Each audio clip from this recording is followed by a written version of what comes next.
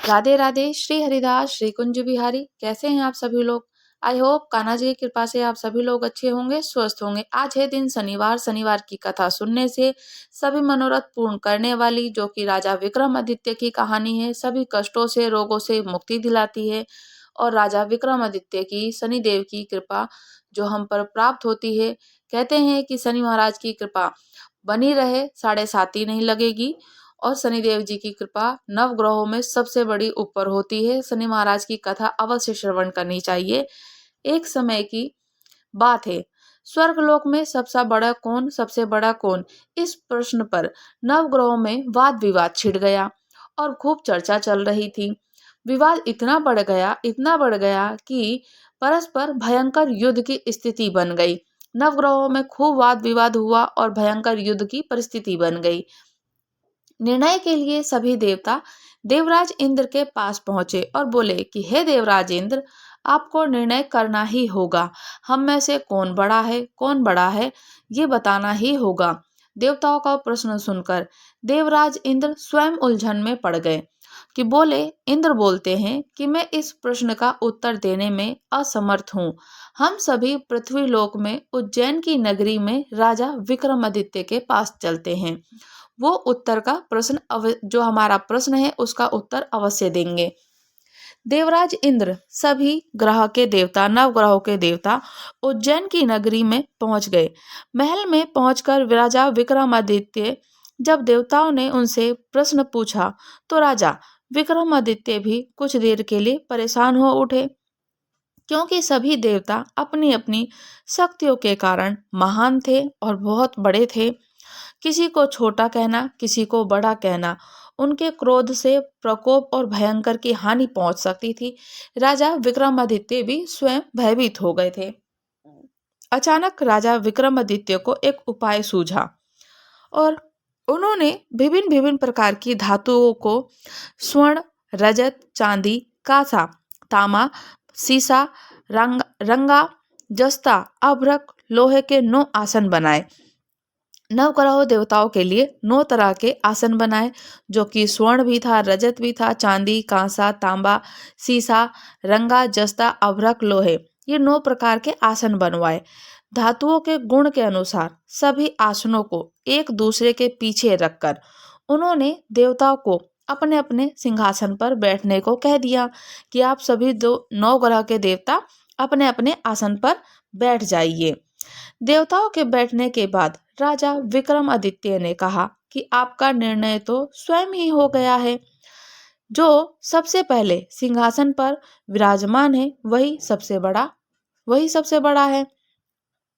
राजा विक्रमादित्य के निर्णय को सुनकर शनि देवता ने सबसे पीछे आसन पर बैठने के कारण अपने को छोटा जानकर क्रोधित होकर कहा कि राजा विक्रमादित्य, तुमने मुझे सबसे पीछे बैठाकर मेरा अपमान किया है।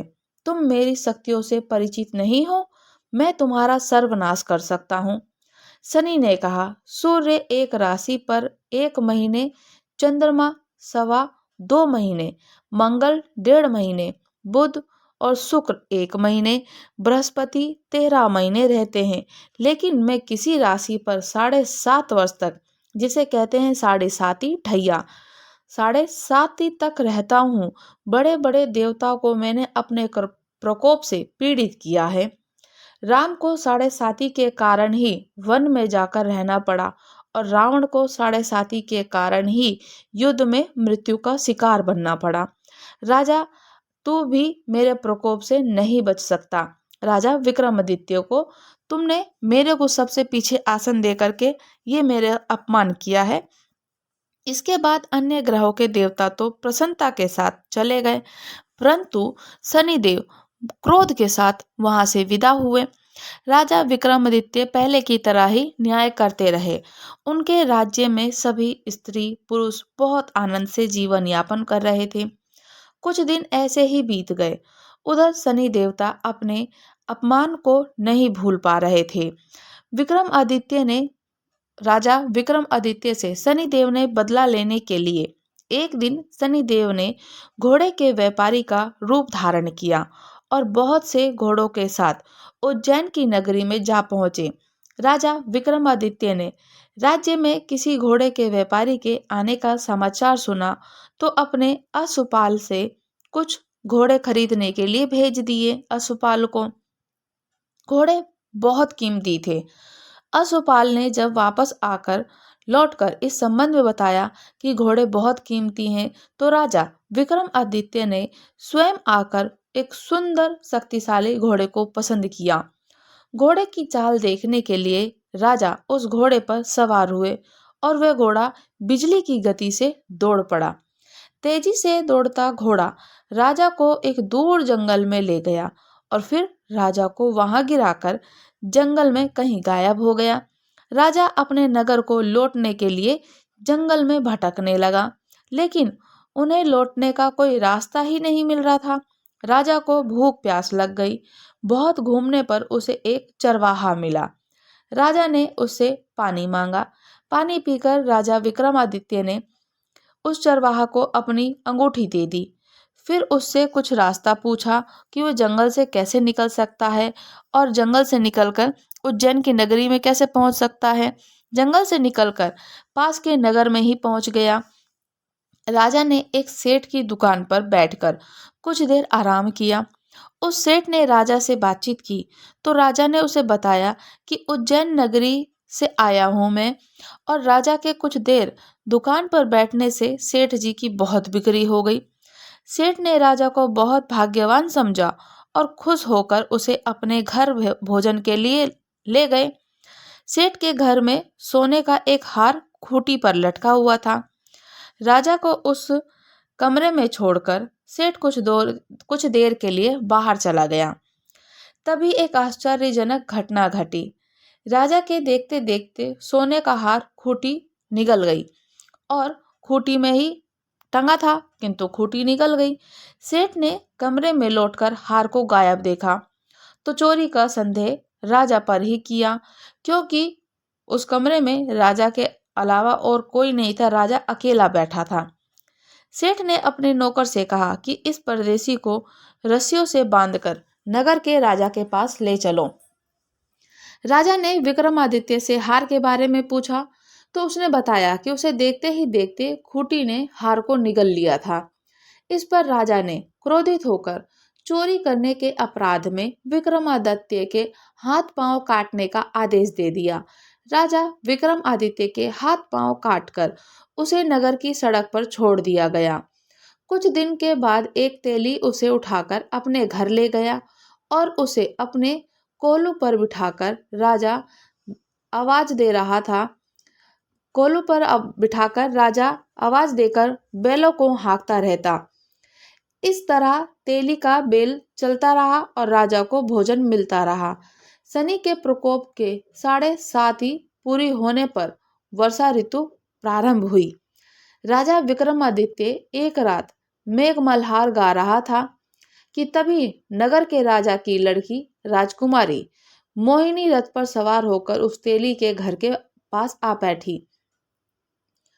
उसने मेघ मल्हार सुना तो उसे बहुत अच्छा लगा और दासी को भेजकर गाने वाले को बुलाने को कहा। दासी ने लौटकर राजकुमारी को अपना अपंग राजा के बारे में सब कुछ बता दिया। राजकुमारी उसके मेघ मल्हार से बहुत मोहित थी और बहुत प्रसन्न थी। उसने सब कुछ जानकर भी अपंग राजा से विवाह करने का निश्चय कर लिया। राजकुमारी ने अपने माता पिता से जब ये बात कही तो वो हैरान रह गए। रानी ने मोहिनी को समझाया कि बेटी, तेरे भाग्य में तो किसी राजा का रानी होना लिखा है, फिर तो उस अपंग से विवाह करके अपने पांव पर कुल्हाड़ी क्यों मार रही है। राजकुमारी ने अपनी जिद नहीं छोड़ी। अपनी जिद को पूरी कराने के लिए उसने भोजन करना छोड़ दिया और प्राण त्याग देने का निश्चय कर लिया। आखिर राजा रानी को विवश होकर अपंग विक्रमादित्य से राजकुमारी का विवाह कराना ही पड़ा। विवाह के बाद राजा विक्रमादित्य उस राजकुमारी तेली के घर में रहने लगे। उसी रात स्वप्न में शनिदेव ने राजा से कहा, राजा, तुमने मेरा प्रकोप देख लिया। मैंने तुम्हें अपने अपमान का दंड दिया। राजा ने शनिदेव से क्षमा करने को कहा और प्रार्थना की कि शनिदेव, आपने जितना दुख मुझे दिया और अन्य किसी को ना देना। शनिदेव ने कुछ सोचकर कहा, राजा, मैं तुम्हारी प्रार्थना स्वीकार करता हूँ। जो कोई स्त्री पुरुष मेरी पूजा करेगा, शनिवार को व्रत करेगा, मेरी कथा करेगा, मेरे कथा को सुनेगा, उस पर मेरी अनुकंपा सदैव बनी रहेगी। प्रातःकाल राजा विक्रमादित्य की नींद खुली तो अपने हाथ पांव देखकर राजा बहुत खुश हुआ। उसने मन ही मन शनिदेव को प्रणाम किया। राजकुमारी भी राजा के हाथ पांव सही सलामत देखकर आश्चर्य में डूब गई। तब राजा विक्रमादित्य ने अपना परिचय देते हुए शनिदेव के प्रकोप की सारी कहानी बता दी। सेठ को जब इस बात का पता चला तो दौड़ता हुआ तेली के घर पहुंचा और राजा के चरणों में गिरकर क्षमा मांगने लगा। राजा ने उसे क्षमा कर दिया, क्योंकि ये सब तो शनिदेव के प्रकोप के कारण ही हुआ था। सेठ राजा को अपने घर ले गया और उसे भोजन कराया। भोजन करते समय वह एक आश्चर्यजनक घटना घटी। सब देखते देखते उस खूंटी पर हार उगल गया। खूंटी ने जैसे हार निगला था वैसे ही उगल दिया। सेठ जी ने अपनी बेटी का विवाह भी राजा के साथ कर दिया और राजा बहुत से स्वर्ण आभूषण, धन आदि देकर राजा को विदा कर दिया। राजा विक्रमादित्य राजकुमारी मोहिनी और सेठ की बेटी के साथ उज्जैन नगरी पहुंचे। नगरवासियों ने हर्षपूर्वक उनका स्वागत किया। अगले दिन राजा विक्रमादित्य ने पूरे राज्य में घोषणा करा दी कि शनिदेव सब देवों में सर्वश्रेष्ठ है। प्रत्येक स्त्री हो पुरुष हो शनिवार को उनका व्रत करे और व्रत की कथा अवश्य सुने। राजा विक्रमादित्य की घोषणा से शनिदेव बहुत अत्यंत प्रसन्न हुए। शनिदेव का व्रत करने से, व्रत की कथा सुनने से रोग और कष्टों की निवारण होता है। सभी लोगों की कामनाएं पूर्ण होती है, मनोरथ कामनाएं, मनोवांछित इच्छाएं पूर्ण होती है। शनिदेव की अनुकंपा पूरी होने लगी और शनिदेव की कृपा बनी रहती है। सभी लोग आनंद पूर्वक रहने लगे। जो भी व्यक्ति शनिदेव की कथा को पढ़ता है, कथा को श्रवण करता है, किसी को सुनाता है, शनिदेव की पूजन करता है तो शनिदेव की कृपा बनी रहती है।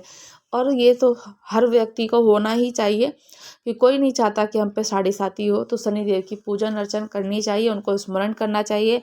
शनिदेव को स्मरण करके उनको समी पत्र के वृक्ष के नीचे एक तेल की दिया अवश्य लगाना चाहिए, सरसों के तेल का दिया अवश्य प्रज्वलित करना चाहिए। कहते हैं कि शनिदेव की कृपा बनी रहती है। राधे राधे। श्री हरिदास, श्री कुंज बिहारी।